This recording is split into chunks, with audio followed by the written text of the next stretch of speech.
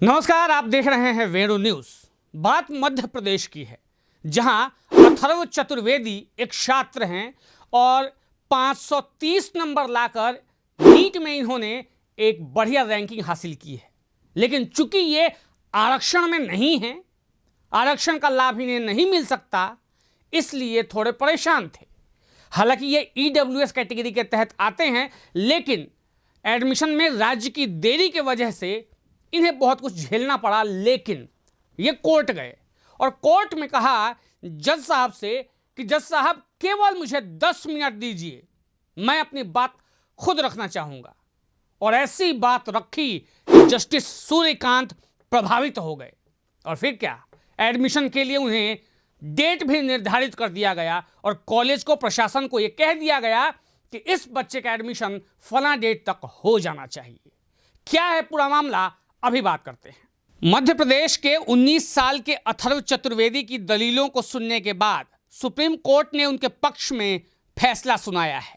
बिना वकालत पढ़े सुप्रीम कोर्ट में अपना केस खुद लड़ने वाले अथर्व ने नीट में 530 अंक हासिल कर ईडब्ल्यूएस कोटे में एमबीबीएस सीट का दावा किया था। ये मामला पहले हाईकोर्ट में जीता और अब 10 फरवरी 2026 में एक बार फिर उसी मामले में सुप्रीम कोर्ट ने अथर्व की दलीलों पर उनके पक्ष में फैसला सुनाया है। दरअसल मध्य प्रदेश के छोटे से शहर से निकलकर 19 वर्षीय अथर्व चतुर्वेदी ने डॉक्टर बनने के सपने को साकार करने के लिए कड़ी मेहनत की। उन्होंने न केवल नीट परीक्षा को एक बार बल्कि 2 बार पास किया, जिसमें 530 अंकों का शानदार स्कोर हासिल किया। आर्थिक रूप से कमजोर यानी ईडब्ल्यूएस श्रेणी से ताल्लुक़ रखने वाले अथर्व के लिए यह स्कोर किसी चमत्कार से कम नहीं था। लेकिन जब निजी मेडिकल कॉलेज में एडमिशन की बारी आई तो उन्हें झटका लग गया। राज्य सरकार की अधिसूचना देरी से जारी होने के कारण ईडब्ल्यूएस कोटे का लाभ न मिलने का हवाला देकर उनका दावा खारिज कर दिया गया। ये खबर जब अथर्व के घरवालों को मिली तो उन पर मानो पहाड़ टूट पड़ा। एक छात्र जो ईडब्ल्यूएस कैटेगरी से आता है, जो इन पढ़ाई के लिए खर्चा भी वहन नहीं कर सकता, वो परिवार अब चिंता में था कि अब इतना मेहनत करने के बाद क्या मेरा बेटा डॉक्टर बन पाएगा। लेकिन अथर्व ने हिम्मत नहीं हारी। उसने कानून की किताबें पढ़ी, उसने बहुत सारे केसेस पढ़े और तब कोर्ट का दरवाज़ा खटखटाया। और कोर्ट में जब वो पहुंचा तो धमाका ही हो गया। और ऐसा धमाका कि हिंदुस्तान भी आज अथर्व के नाम को पहचानने लगा है। सुप्रीम कोर्ट की फरवरी 2025 की सुनवाई में अथर्व ने खुद अपनी पैरवी की। बिना किसी वकील के जब जस्टिस सूर्यकांत की बेंच ने उन्हें बोलने का मौका दिया तो अथर्व ने कहा, मुझे बस 10 मिनट दीजिए। यह आत्मविश्वास भरी अपील जज को इतनी प्रभावित कर गई कि उन्होंने पूरा समय दे दिया। अथर्व ने तर्क दिया कि पॉलिसी की देरी का दोष योग्य छात्रों पर नहीं डाला जा सकता। कोर्ट ने उनकी दलीलों को सराहा और संविधान के अनुच्छेद 142 के तहत विशेष शक्तियों का इस्तेमाल करते हुए प्रोविजनल एमबीबीएस एडमिशन का आदेश दे दिया। नेशनल मेडिकल कमीशन और एमपी सरकार को निर्देशित किया कि 7 दिनों में कॉलेज आवंटित हो। ये फैसला न केवल अथर्व की जीत थी, बल्कि ईडब्ल्यूएस कोटे की नीतिगत खामियों पर भी एक बड़ा सवाल खड़ा करती है। अथर्व की यह सफलता युवाओं को प्रेरित करती है कि न्याय के लिए आवाज उठानी चाहिए। अथर्व की ये यात्रा शुरू होती है 2024 में। रात दिन मेहनत करके अथर्व ने नीट यूजी की परीक्षा में 530 अंक लाकर एक बेहतरीन प्रदर्शन कर गए।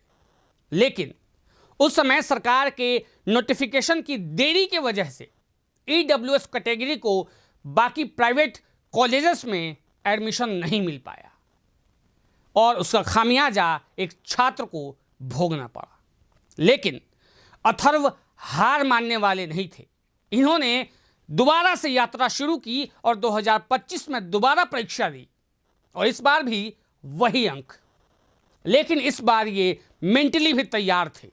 सरकार की वो देरी दोबारा से नोटिफिकेशन में हुई और कोर्ट ने और जितने कॉलेजेस थे उनने मना कर दिया। लेकिन इस बार ये कोर्ट का रास्ता अपना गए और कोर्ट ने ऐसी दलील दी कि सरकार की फजीहत तो हुई ही साथ ऐसे बहुत से छात्रों का मनोबल बढ़ा। परिवार की आर्थिक तंगी के बावजूद उन्होंने कोचिंग के लिए गांव के रिश्तेदारों से मदद ली। हाई कोर्ट में पहली याचिका दायर की, लेकिन वहां भी राहत न मिली। जजों ने उनकी दलीलों की तारीफ की, लेकिन समय सीमा का हवाला देकर खारिज कर दिया। ये असफलता अथर्व को तोड़ न सकी। उन्होंने सुप्रीम कोर्ट का रुख किया। मतलब एक ऐसा छात्र जो ईडब्ल्यूएस में आता है, रात दिन मेहनत करके नीट के अंदर एक अच्छा अंक प्राप्त करता है, लेकिन बस कुछ सरकारी नोटिफिकेशन की वजह से उसके पूरे करियर पे सवालिया निशान लग जाता है। जबकि वो लड़का है जो आसपास के अपने दोस्तों, नातेदार और रिश्तेदारों से पैसा लेकर कोचिंग के लिए जाता है।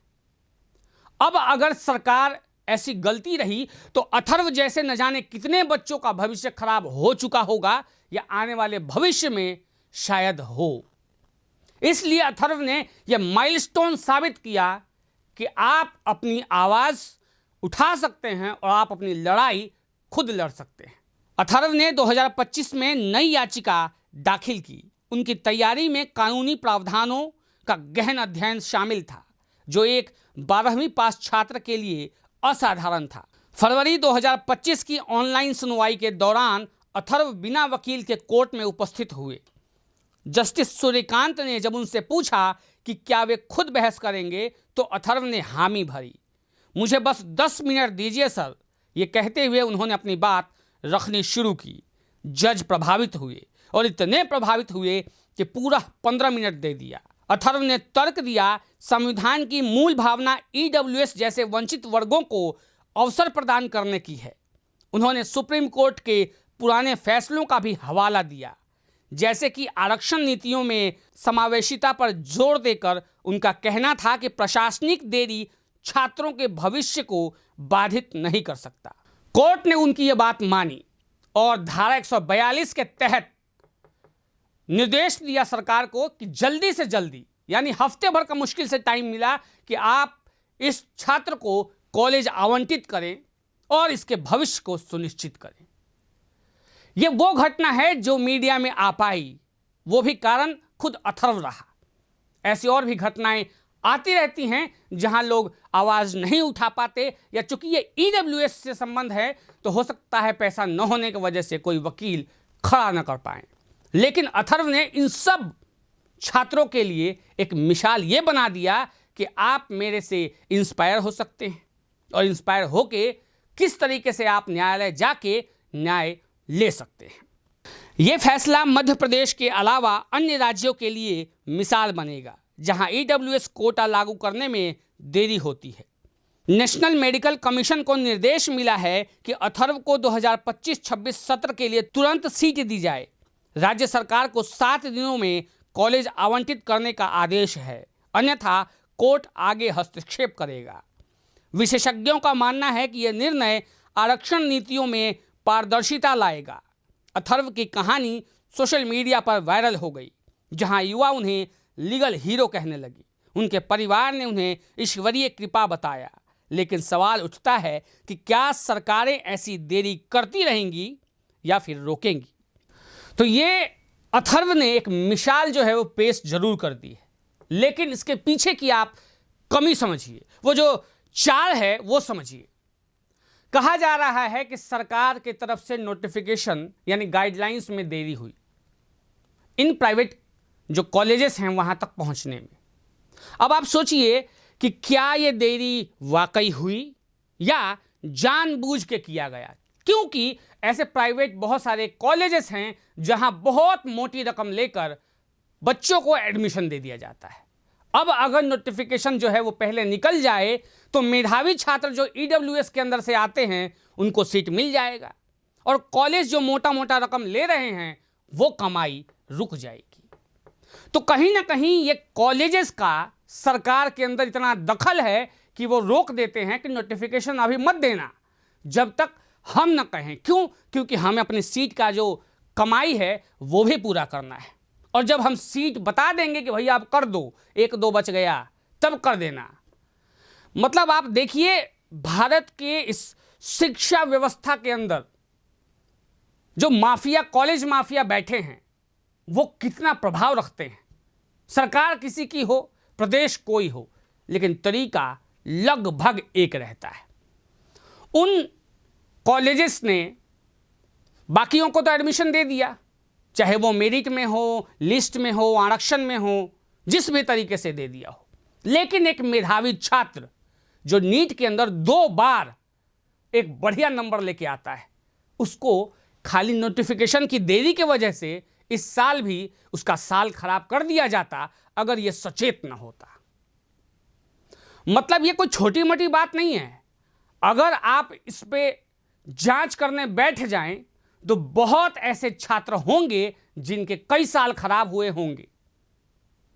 और किस तरीके से ये जो कालाबाजारी सीटों की चल रही है, वो कहीं ना कहीं उससे और ये इशारा देता है। अगर अभी भी कोर्ट के निर्देश के बाद भी अगर इस पे कोई जांच न किया जाए तो आने वाले भविष्य में भी ऐसे ही होते रहेंगे। ये तो केवल एक ऐसी घटना थी जिसमें छात्र के मनोबल के कारण ये बाहर आ गया, अदरवाइज कहीं छुप जाना था। जैसे 2024 में अथर्व का ही रह गया था, 25 में हुआ सफल। ऐसे न जाने कितने अथर्व 24 में भी छूटे होंगे, 25 में भी छूटे होंगे और 26 में भी छूटेंगे। कुल मिलाकर मेरा जो कहने का अर्थ है कि इस तरीके से कॉलेजेस कमाई के लिए सरकारी दफ्तरों में भी दबदबा रखते हैं और अपने हिसाब से गाइडलाइंस का समय तय करते हैं ताकि वो कमाई कर सके और मेधावी छात्रों को जगह न मिले और मोटा मोटा रकम देने वाले जो अमीरजादे हैं उनको ये सीटें मिल जाए। वेणु न्यूज़ आप सबको ये एक चैलेंज दे रहा है कि आप सब भी ऐसे मामलों पे आवाज उठाएं और साथ ही साथ न्याय व्यवस्था के सर्वोत्तम स्थान सर्वोच्च न्यायालय से हमारा चैनल ये अपील करता है कि आप इस पर जांच बिठाइए ताकि आने वाले भविष्य को ऐसी मुश्किलों का सामना न करना पड़े। जांच ये बिठाइए कि आखिर क्या कारण है कि सरकारी दफ्तरों से नोटिफिकेशन को यहां तक पहुंचने के लिए, प्राइवेट कॉलेजेस तक पहुंचने के लिए इतनी देरी हो जाती है। केवल ईडब्ल्यूएस के लिए, बाकियों के लिए कोई देरी नहीं है, बाकियों के लिए फटाफट, जबकि उनको पता है उन संस्थानों को कि अब एडमिशन होना है क्योंकि एग्जाम हो गया, रिजल्ट आ गई, नोटिफिकेशन तुरंत आना चाहिए। आखिर इन नोटिफिकेशन को भेजने में देरी क्यों हो रही है? किनका नुकसान ये लोग करना चाहते हैं? कि भैया जो रिजर्व है वो तो पा गया सीट, पैसा है वो तो पा गया सीट, बचा कौन? जो ईडब्ल्यूएस कैटेगरी के अंदर आते हैं और ईडब्ल्यूएस वाले मारे जा रहे हैं। तो इस पर सुप्रीम कोर्ट को ये जांच करवाना चाहिए कि क्या कारण है कि ऐसे नोटिफिकेशन को इन संस्थानों में पहुंचने में इतनी देरी हो रही है। यह बहुत बड़ा स्कैम साबित हो सकता है। इस स्कैम से पर्दा उठाना सुप्रीम कोर्ट का काम है। बाकी मैं जनता से भी अपील करता हूं कि आप भी कमेंट बॉक्स में लिख के इस पर आवाज उठाइए। आज के लिए इतना ही। वेणु न्यूज़ पे आप बने रहिए, ऐसी और भी खबरों के साथ आपसे मिलते रहेंगे। धन्यवाद।